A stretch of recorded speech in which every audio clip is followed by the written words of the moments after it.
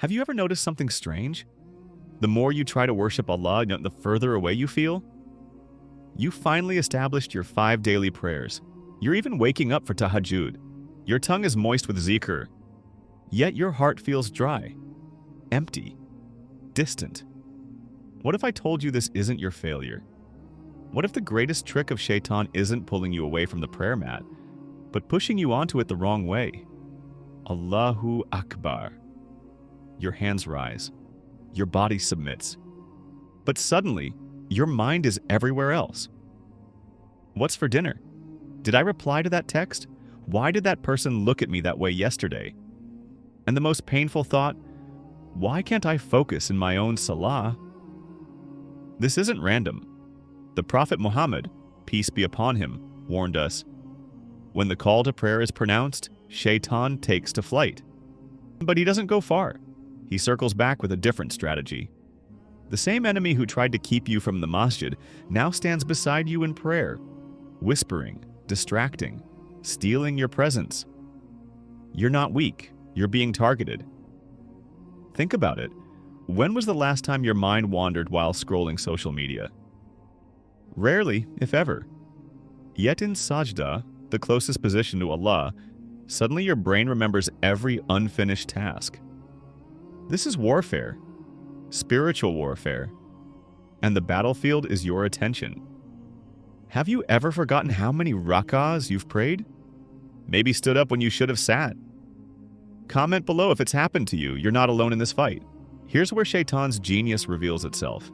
If he can't stop your worship, he'll poison it afterward. Was that even sincere? You only did that so people would think you're religious. You felt nothing. It was empty.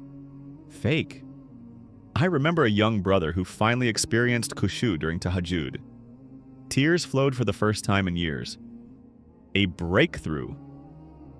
By morning, Shaytan had him convinced he manufactured those tears, that it wasn't real. Allah warns us in Surah Al-A'raf, "Verily, those who fear Allah are only those who, when Shaytan touches them with an evil suggestion, they remember him." Notice that Allah doesn't say those who never get whispers. Even the righteous get these thoughts. The difference is they recognize the source. When you hear these accusations after sincere worship, ask yourself, who profits from this guilt? Who benefits from me giving up? Not Allah, not your soul, only Shaytan. I can't pray until I feel completely pure. My wudu wasn't perfect, so my prayer doesn't count. I'll make dua when I'm in a better spiritual state. These thoughts sound pious, don't they? Almost respectful? This is Shaytan's most deceptive trap, using your love of perfection against you. The Prophet Muhammad said, "The most beloved deeds to Allah are those that are consistent, even if they are small." Allah doesn't expect perfection, He loves consistency.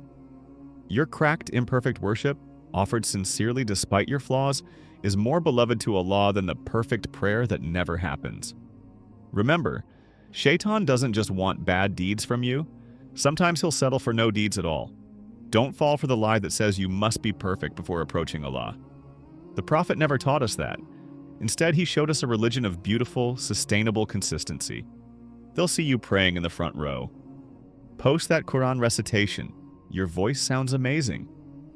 Make your dua more emotional, people are watching. The Prophet warned, "The thing I fear most for you is the minor shirk, showing off." This is perhaps Shaytan's most sophisticated attack, turning your worship into a performance. Why fight worship when he can corrupt its intention instead? In our digital age, this takes new forms. The perfectly timed prayer photo. The Ramadan countdown posts. The dua video with the perfect filter.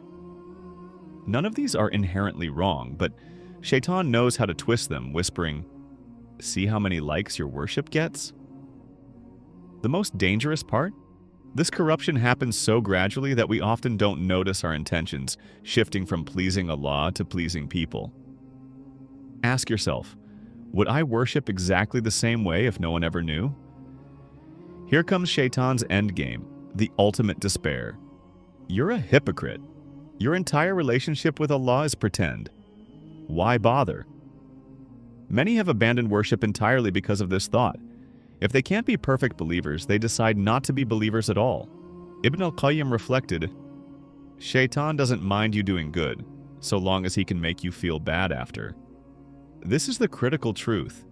Doing good with doubt is better than abandoning good with certainty. The companion who worried about his intentions was told by the Prophet, peace be upon him, that is explicit faith. Your very concern about sincerity is evidence of faith, not hypocrisy. The hypocrite never worries about being a hypocrite. Only the sincere are concerned with sincerity. So how do we fight this invisible enemy? I want to give you a framework I call the R.A.H.M method. R, recognize the whisper. The moment you think, I'm terrible at worship, pause and say, this isn't from me, it's from Shaytan. Recognition itself is powerful.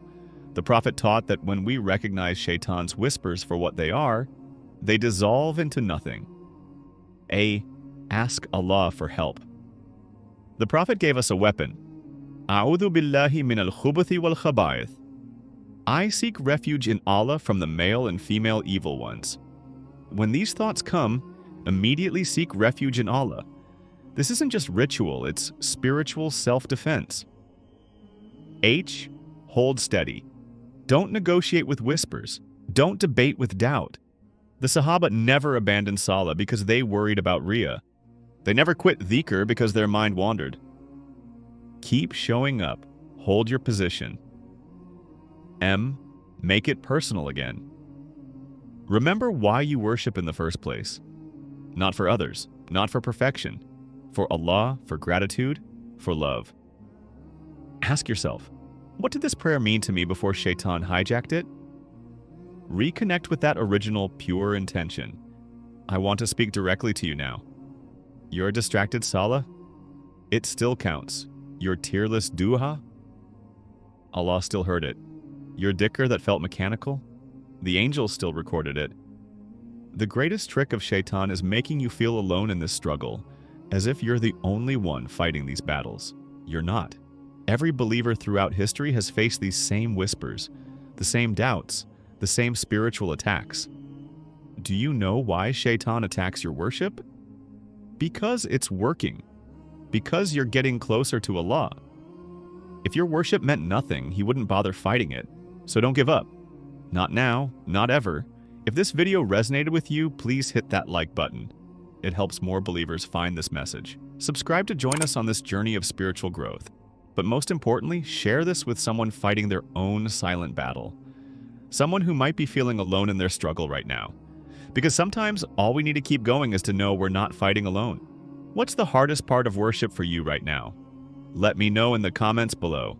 Remember, Shaytan only fights the battles he's afraid of losing. Until next time, Assalamu alaikum.